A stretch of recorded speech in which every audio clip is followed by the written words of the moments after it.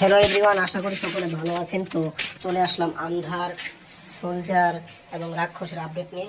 তো প্রথমে যেটা আমি আপডেট দিব সেটা হচ্ছে আপনাদের সকলকে আন্ধার নিয়ে সিয়াম আহমেদ,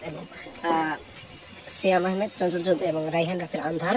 তো এখানে দেখছেন এই যে এটা স্ক্রিনশট করেছে, এখানে হরর মুভি ক্যামেরা চলতেছে, মনে হয় ভূতের ছবিটা ডিসেম্বরে সোলজারের সাথে আসবে এমনটাই জানা যাচ্ছে বিভিন্ন গণমাধ্যম থেকে।